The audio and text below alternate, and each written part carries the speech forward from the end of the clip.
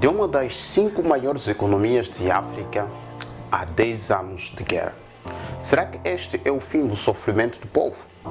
Depois da morte de Muammar Gaddafi, a Líbia não sabe o que é paz. E finalmente os grupos rivais concordaram em ir às eleições em dezembro deste ano. Neste vídeo vou falar das 10 razões para a Líbia, sob a liderança de Gaddafi, ter sido um dos melhores lugares para se viver em África. Eu sou Mário Pumbuma, o convido desde já a seguir-nos no Facebook, Instagram e se subscrever no nosso canal de YouTube Desperte África. O Gaddafi era um ditador? Sim, ele era. Porém, ele amava o seu país. E o mundo, quando fala sobre Gaddafi, salta este assunto. Eles não falam do aspecto do amor de Gaddafi pelo seu povo.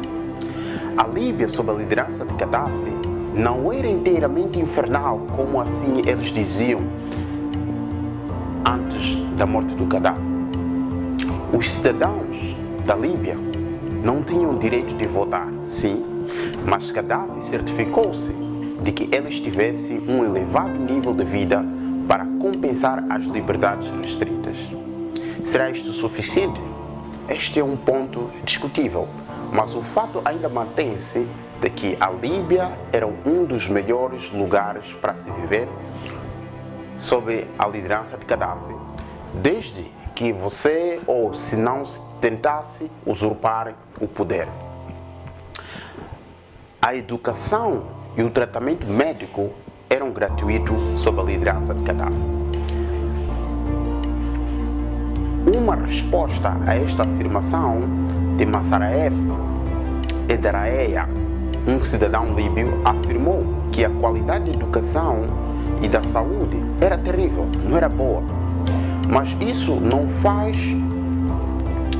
ser tão olhada desta maneira pelo fato dela ser gratuita. Nenhum sistema é perfeito, mas a maioria é imperfeita e ainda assim as pessoas pagam por esses serviços. Gaddafi certificou-se de que o seu sistema era subsidiado e até o Mercy Corps atestou o fato no seu Beyond Gaddafi. O contexto de governação da Líbia, isto é, o mais do que os chamados líderes democráticos podem dizer dos seus próprios países.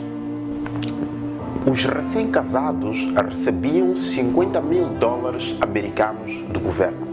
O governo de Gaddafi tinha uma legislação que previa um apoio para os recém-casados, para comprarem o seu primeiro apartamento de modo a ajudar na construção da sua família. Diz que o processo era muito cansativo e era muito burocrático, ao ponto de nem muita gente aderir a este serviço ou a este apoio, mas ainda assim este apoio sempre estava lá. Aquele que lutasse para poder ter este dinheiro, ele poderia ter. Os críticos sempre procuraram criticar pelo fato do processo para poder adquirir este apoio ser muito demorado, haver muita burocracia. Mas se você lutasse e fosse até o fim, você poderia ter este valor. Gaddafi levou a cabo o maior projeto de irrigação do mundo. O regime de Gaddafi empenhou-se num dos edifícios de desenvolvimento do homem moderno. O projeto do grande rio feito pelo homem para disponibilizar água a todo o país. Como é sabido, a Líbia encontra-se numa região desértica e o plano de Gaddafi para determinar cada cidadão de acesso ao projeto do grande rio feito pelo homem. A Líbia não tinha dívida externa e tinha reservas de $150 mil milhões, a maior parte das quais foram congeladas ao nível mundial. A Líbia era um estado bem dotado. Para colocar isto em perspectiva, o autoaclamado campeão da democracia e do capitalismo na altura, os EUA, na altura, tinham uma dívida de mais de $18 trilhões. A Líbia não tinha nenhuma. O preço da gasolina era de $0,14 por litro. Em 2011, Steve Head, um fornecedor de produtos de seguros com sede no Reino Unido, compilou uma lista de países com os preços de gasolina mais baixos do mundo e relatou a lista, colocou a Líbia na terceira posição com os seus 0,4 dólares. Ter uma casa era considerado um direito humano. O livro verde de Gaddafi declarava categoricamente: a casa é uma necessidade básica, tanto do indivíduo como da família. Por isso, não deve ser propriedade dos outros. O livro verde era a Bíblia de filosofia política de Gaddafi e tinha sido publicado pela primeira vez em 1975. Ele prometeu que não asseguraria uma casa para os seus próprios pais até que cada cidadão a tivesse. A igualdade de gênero, na realidade, era uma realidade. As mulheres na Líbia eram livres para trabalhar e vestir-se como quisessem, sujeitas às restrições familiares. O ditador não impôs nenhuma ação repressiva particular às mulheres e considerando as sensibilidades da comunidade árabe em relação aos papéis do gênero. Este foi um grande feito. O acesso universal ao ensino primário foi conseguido num espaço de tempo relativamente curto sob a liderança de Gaddafi. O índice de desenvolvimento humano foi melhor do que 2/3 dos países relatados. O relatório de desenvolvimento humano é publicado desde 1990 e é no relatório que se encontra o IDH.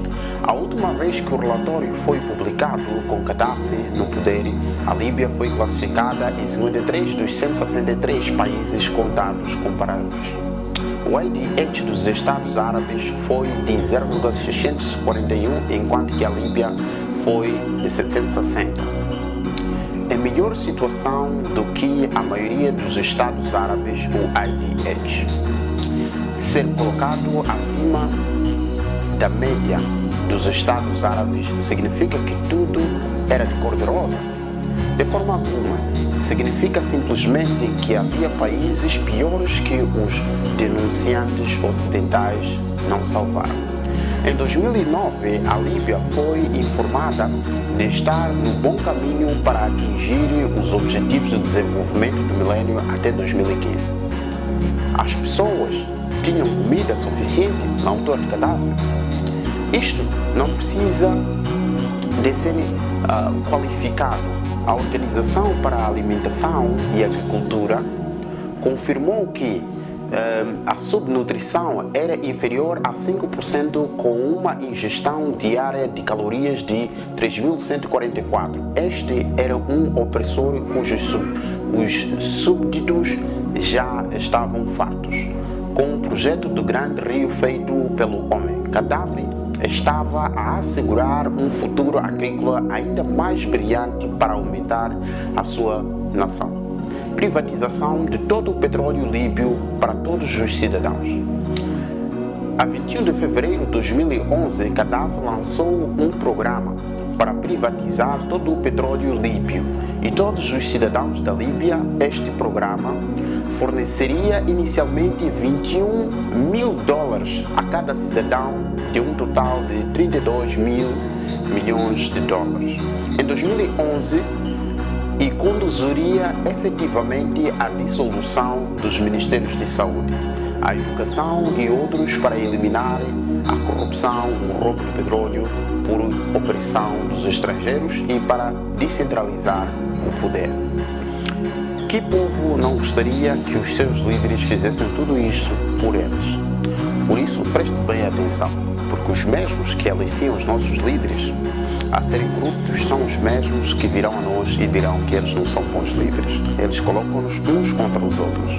Um escritor disse: há quem quer que a guerra acabe, mas há quem tem medo que a guerra acabe. O que você achou do vídeo? Deixe o seu comentário, dando aí o teu suporte, seguindo-nos no Facebook e Instagram e subscrevendo-se no nosso canal do YouTube Desperte África. Eu sou Mário Boa, muito obrigado, até o próximo vídeo.